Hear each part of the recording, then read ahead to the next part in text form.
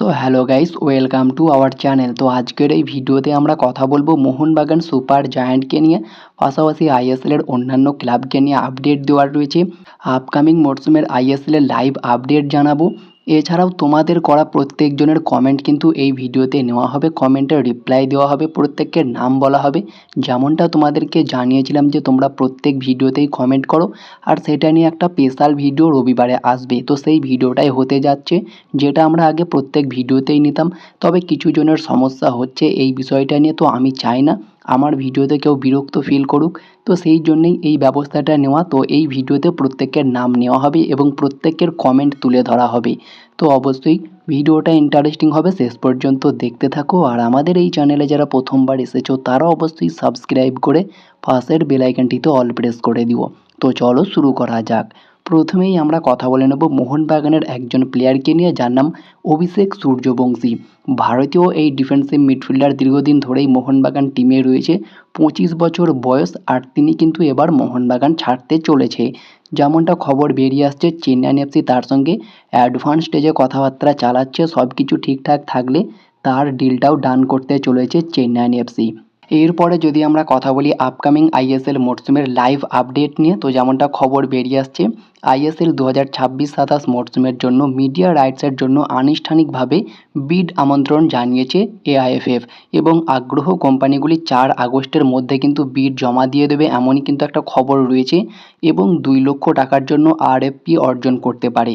দেখা যাক 4 আগস্টের মধ্যে কোন কোন মিডিয়া কোম্পানি আইএসএল এর জন্য আগ্রহ প্রকাশ করে এবং বিড জমা দেয়।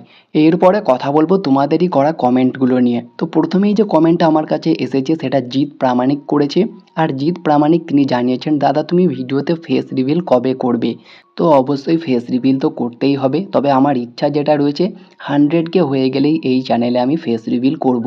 আর এটা জানি খুব একটা পসিবল ব্যাপার নয়, তবে যদি পসিবল হয় সেটা তোমাদের জন্যই হবে। তোমরা বেশি বেশি ভিডিওগুলো শেয়ার করো, সাবস্ক্রাইব করো, তাহলেই কিন্তু 100K পসিবল হবে, এবং তারপরেই আমার ইচ্ছা রয়েছে ফেস রিভিল করার। এরপরে যে কমেন্টটা এসেছে সেটা সুগত চৌধুরী, তিনি জানিয়েছেন রবসনকে এবছর দেখতে পারতো মোহনবাগান, কারণ তার জুড়ি মিগুয়েল এসেছে, এবছর ভালো হতো।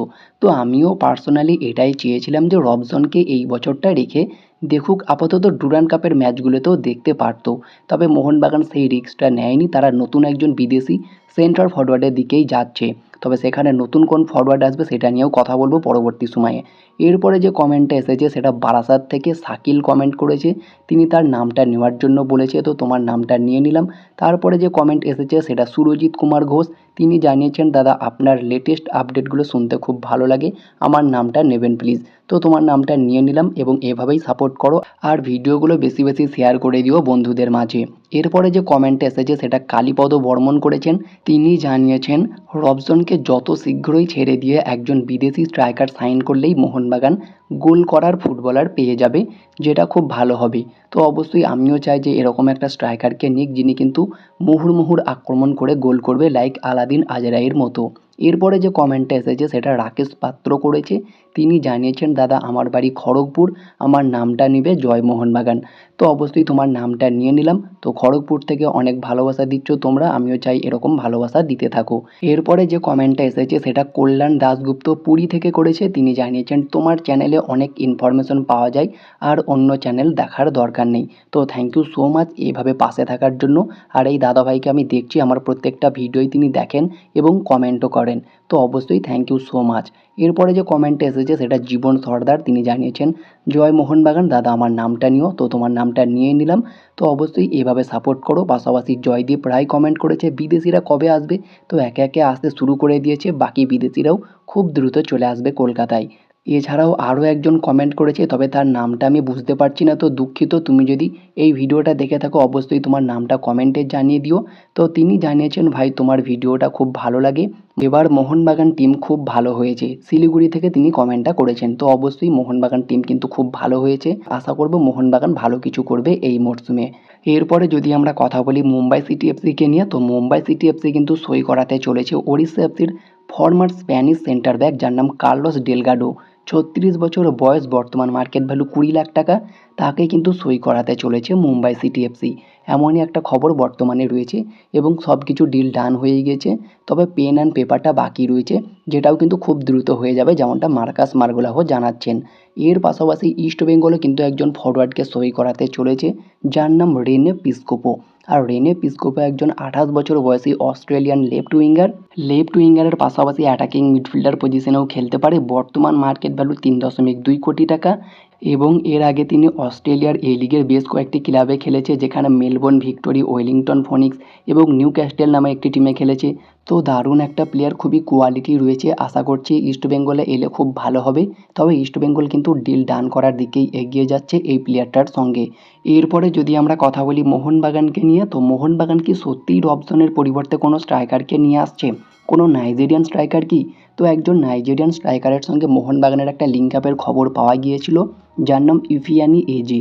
27 বছর বয়সে একজন নাইজেরিয়ান সেন্টার ফরওয়ার্ড, বর্তমান মার্কেট ভ্যালু 4.8 কোটি টাকা। তো তার সাথে একটা লিঙ্ক আপের খবর পাওয়া গিয়েছিল, তবে সেই জল্পনার অবসান ঘটিয়ে তিনি কিন্তু ইজিপ্টের একটি ক্লাব আরবিল এসসিতে সই করে দিয়েছে, যেটা অফিসিয়ালি কনফার্ম। এরপরে যদি আমরা কথা বলি মোহনবাগানের পরের ম্যাচ সাউথ ইউনাইটেড ফুটবল ক্লাবের সঙ্গে যে ম্যাচটা রয়েছে, সেই ম্যাচে মোহনবাগান কতজন বিদেশি খেলাবে। তো সেই ম্যাচে মোহনবাগান মেনলি 2 থেকে 3 জন বিদেশি খেলাতে পারে, যেখানে বেশ ভালো রকম চান্স রয়েছে যে 3 জন বিদেশি খেলার। সেই 3 জন বিদেশি হচ্ছে Alberto Rodriguez, Miguel Figueira, Samir Zeljkovic এবং ডেজান রাজিচ। এই 4টে বিদেশির খেলার কিন্তু সম্ভাবনা রয়েছে। একজন হয়তো বেঞ্চে থাকবে, বাকি 3 জন স্টার্ট করতে পারবে, এরকমই সম্ভাবনা রয়েছে বর্তমান সময়ে। তো দেখা যাক, 4 জন বিদেশি খেলালে তো আরও ভালো। তবে পরের ম্যাচগুলো যে খুব যে কঠিন হবে সেটা আমার মনে হচ্ছে না। তবে প্যানাগুয়েটিস ডিলিম্পেরিস কোনো রকম রিস্ক নিতে চাইছে না। তিনি চাইছেন ভালো রকম পারফর্ম করে পূর্ণ শক্তিশালী দল নামিয়েই কিন্তু এবারের ডুরান্ড কাপটা ভালো রকম শুরু করতে, যেমনটা তিনি শুরু করেছেন ডার্বি জয় দিয়েই, এবং সেই ধারাবাহিকতা বজায় রেখেই ডুরান্ড চ্যাম্পিয়ন হতে চাইবে। তো দেখা যাক কী হয় পরের ম্যাচের আগে। মোহনবাগান বিদেশি নিয়ে কোনো আপডেট পেলে অবশ্যই তোমাদেরকে জানাবো। তো এই ছিল আজকের ভিডিওটি ভালো লাগলে লাইক শেয়ার কমেন্ট করে দিও। আর প্রত্যেকের নাম নেওয়া হয়তো সম্ভব হয়নি, যাদের নাম নেওয়া হয়নি মন থেকে ক্ষমা চাইছি। আশা করব পরবর্তী ভিডিওতে তোমাদের নামগুলো নেবো।